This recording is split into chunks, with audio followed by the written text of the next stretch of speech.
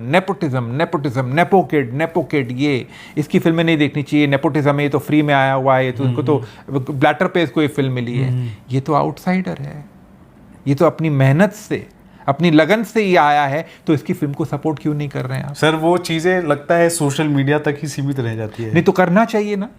आप जाइए टिकट खरीदिए, वो जाइए टिकट खरीदिए, उसको सपोर्ट करिए, ऐसी फिल्मों को, ऐसे टैलेंट को सपोर्ट करिए। Vidyut Jammwal deserves it, he is a good talent, he is a good actor. वो किसी प्रोड्यूसर का या किसी एक्टर का बेटा नहीं है, वो इंडस्ट्री में पला बड़ा लड़का नहीं है, वो एक आउटसाइडर है। वो आया है यहाँ पर अपना नाम बनाने, अपनी जगह बनाने, अपनी पहचान बनाने, और वो बना रहा है। और इस फिल्म में ये एक और कदम है जो उसे आगे लेके जाता है।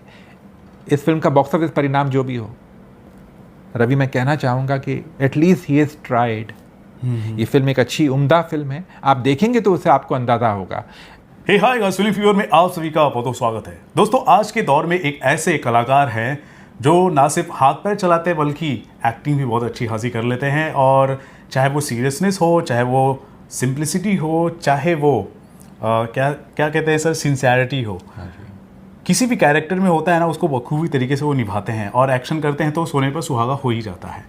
नाम है उनका विद्युत जामवाल, प्रोड्यूसर भी बन चुके हैं। उनकी फिल्म है IB71, अभी रिलीज़ हुई है। मुझे पर्सनली बहुत अच्छी लगी, लेकिन मैं आपका भी पर्सपेक्टिव जानना चाहूँगा, आपको कैसी लगी, और साथ ही साथ आपको क्या लगता है किस हिसाब से इसका बॉक्स ऑफिस पोटेंशियल लग सकता है, क्योंकि अभी तक जो आंकड़े आ रहे काफ़ी कम आ रहे हैं इस फिल्म को। जी बिल्कुल। रवि, मैं दो चीज़ें यहाँ स्पष्ट करना चाहूँगा। पहली बात तो ये कि जो आपने कहा कि अभी बहुत सिंसियर है, बहुत हार्ड वर्किंग है, बिल्कुल बहुत सही बात है।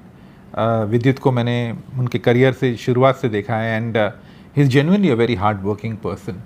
और अगर उनकी फिल्मों की चॉइसेस भी अगर आप देखें तो वो चाहते तो इस फिल्म में भी कोई मार्शल आर्ट्स कुछ डाल सकते थे या कोई एक्शन डाल सकते थे, ऐसा जिसकी आवश्यकता नहीं थी, जो अननेसेसरी लगता था, जो फोर्स लगता था, पर उन्होंने ऐसा नहीं किया।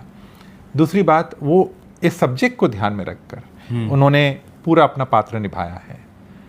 फिल्म चले ना चले वो एक अलग बात होती है, that's beside the point, but आप कुछ नया करने का प्रयास करते हैं, ये काबिले तारीफ बात होती है। और विद्युत ने इस बार भी किया है, क्योंकि हम अक्सर कहते थे, और ये हर एक्टर के लिए लागू होता है, कि कहीं ना कहीं वो ज़िंदगी में आके टाइपकास्ट होने लग जाते हैं।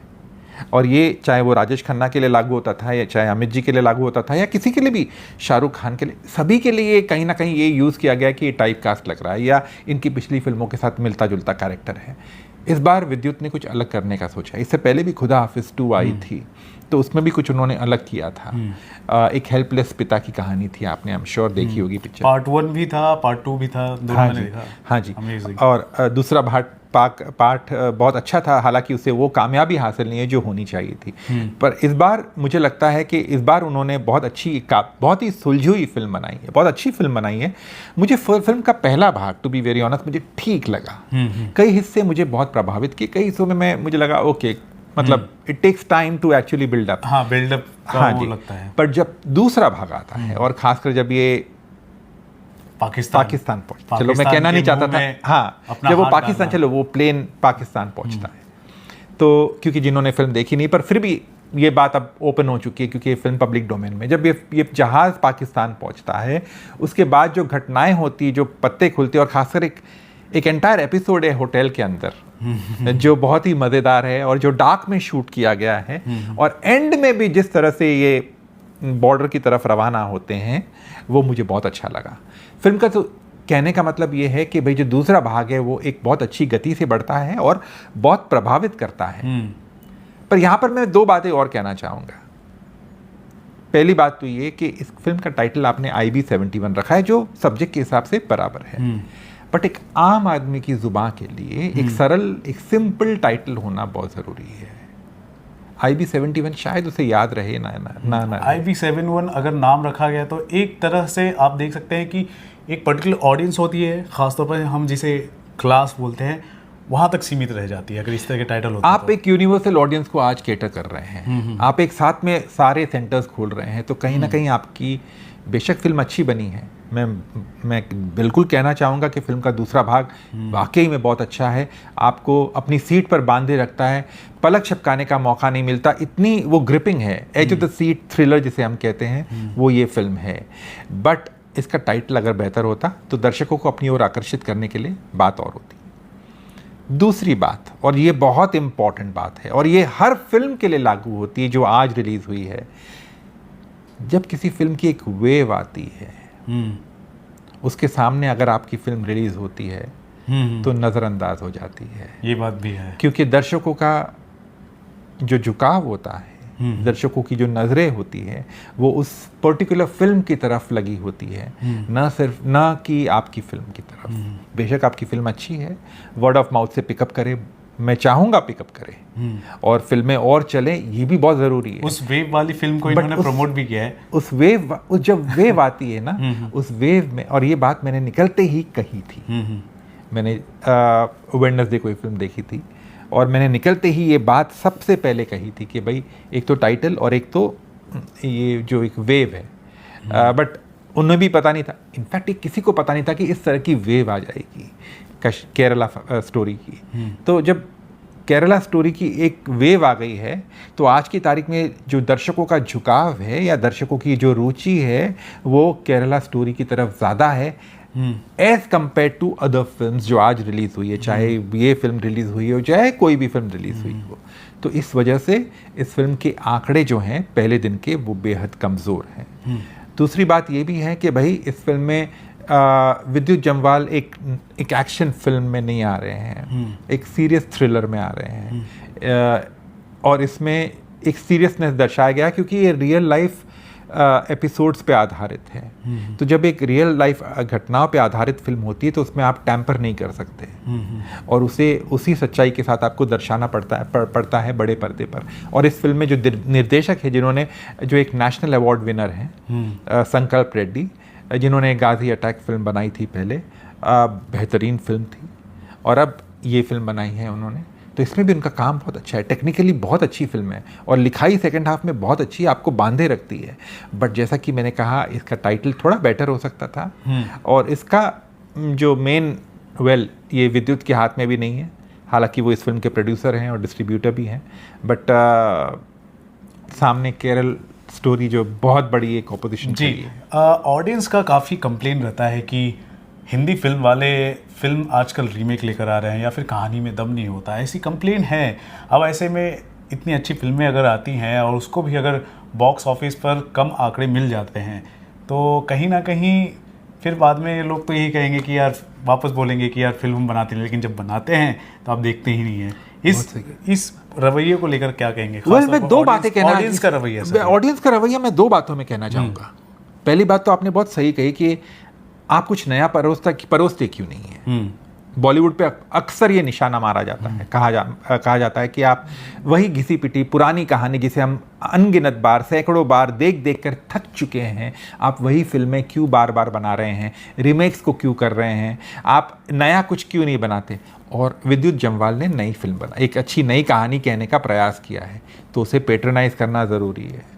दूसरी बात जो शायद कम लोग इसके बारे में जिक्र कर रहे हैं और करना चाहिए, जब आप कहते हैं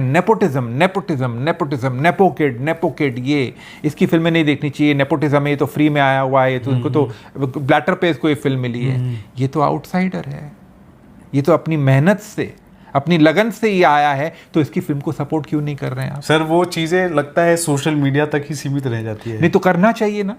आप जाइए टिकट खरीदिए, वो जाइए टिकट खरीदिए, उसको सपोर्ट करिए, ऐसी फिल्मों को, ऐसे टैलेंट को सपोर्ट करिए। Vidyut Jammwal deserves it, he is a good talent, he is a good actor, he is evolving into a fine actor. कम से कम उसने वही मार्शल आर्ट्स तो नहीं किया इस फिल्म में जो वो कर सकते थे, वो उनकी वो स्पेशलिटी है, वो बाएं हाथ का खेल है जैसे हम कहते हैं, वो कर सकते थे पर नहीं किया है। उसे करना चाहिए, उसे वो चाहता तो कर सकता हो, जबकि वो खुद प्रोड्यूसर है, स्वयं प्रोड्यूसर है, उसने अपने जेब से पैसे डाले हैं इस फिल्म में, तो कुछ नया करने का प्रयास किया है ना, वो काबिल तारीफ है। और वो भी आउटसाइडर ही है, जिसे हम कहते हैं आउटसाइडर, नेपोटिज्म नहीं है वो किसी प्रोड्यूसर का या किसी एक्टर का बेटा नहीं है, वो इंडस्ट्री में पला बड़ा लड़का नहीं है, वो एक आउटसाइडर है। वो आया है यहाँ पर अपना नाम बनाने, अपनी जगह बनाने, अपनी पहचान बनाने, और वो बना रहा है। और इस फिल्म में ये एक और कदम है जो उसे आगे लेके जाता है। इस फिल्म का बॉक्स ऑफिस परिणाम जो भी हो, रवि, मैं कहना चाहूँगा कि एटलीस्ट ही इज़ ट्राइड। ये फिल्म एक अच्छी उम्दा फिल्म है, आप देखेंगे तो उससे आपको अंदाज़ा होगा। जिसे हम कहते हैं आउटसाइडर, नेपोटिज्म नहीं है वो किसी प्रोड्यूसर का या किसी एक्टर का बेटा नहीं है, वो इंडस्ट्री में पला बड़ा लड़का नहीं है, वो एक आउटसाइडर है। वो आया है यहाँ पर अपना नाम बनाने, अपनी जगह बनाने, अपनी पहचान बनाने, और वो बना रहा है। और इस फिल्म में ये एक और कदम है जो उसे आगे लेके जाता है। इस फिल्म का बॉक्स ऑफिस परिणाम जो भी हो, रवि, मैं कहना चाहूँगा कि एटलीस्ट ही इज़ ट्राइड। ये फिल्म एक अच्छी उम्दा फिल्म है, आप देखेंगे तो उससे आपको अंदाज़ा होगा। जैसा कि मैंने कहा, खुदा हाफिज़ 2 जो पिछले वर्ष रिलीज़ हुई थी, उस फिल्म में भी विद्युत ने काम बहुत अच्छा था। एक हेल्पलेस पिता का पात्र था उस फिल्म में, बहुत अच्छी ईमानदारी से निभाया था, बहुत अच्छी तरीके से निभाया था। उसमें भी चाहते तो मार्शल आर्ट्स कर सकते थे, पर नहीं किया है उन्होंने। इसमें भी नहीं किया है। इसमें जो पात्र की ज़रूरत है, जो कहानी की ज़रूरत है, रिक्वायरमेंट है, उसके हिसाब से काम किया है। तो support talent like this. So guys, आपकी हमेशा कंप्लेन होती है कि हमारी हिंदी फिल्म इंडस्ट्री यानी कि बॉलीवुड कुछ अच्छी फिल्में लेकर नहीं आते, लेकिन जब लेकर आते हैं कुछ अच्छे कलाकार तो उसकी फिल्म को आप देखने ही नहीं जाते हैं। तो ये गलती आपकी है, ये बेचारे विद्युत जामवाल जैसे कलाकार की नहीं है, और ये भी एक आउटसाइडर है। आपकी हमेशा कंप्लेन होती है नेपोटिज्म को लेकर, लेकिन ये तो नेपोटिज्म नहीं है। आपकी बातें सोशल मीडिया तक ही सीमित रहती है, वो रियलिटी में कन्वर्ट करना आपके बस की बात नहीं है। मुझे तो ऐसा ही लगता है। ऐसा मैं क्यों कह रहा हूँ कि बॉक्स ऑफिस पे जो आंकड़े आ रहे हैं उससे साबित होती है। हालांकि ये पहला दिन है, आने वाले वक्त में देखते हैं कि ये फिल्म कितना प्रदर्शन करती है अगर बॉक्स ऑफिस कलेक्शन की बात की जाए। तो गाइस, इस पूरे कन्वर्सेशन को लेकर आप क्या कहना चाहते हैं, और IB71 फिल्म को लेकर आप क्या कहना चाहते हैं? अगर आपने फिल्म नहीं देखा है तो जल्द से जल्द अपने नज़दीकी सिनेमाघरों में जाएँ और देखें और बताएं कि आपको ये कैसे लगी। Thank you so much guys for watching this video. This is Ravi Gupta signing off. नमस्कार।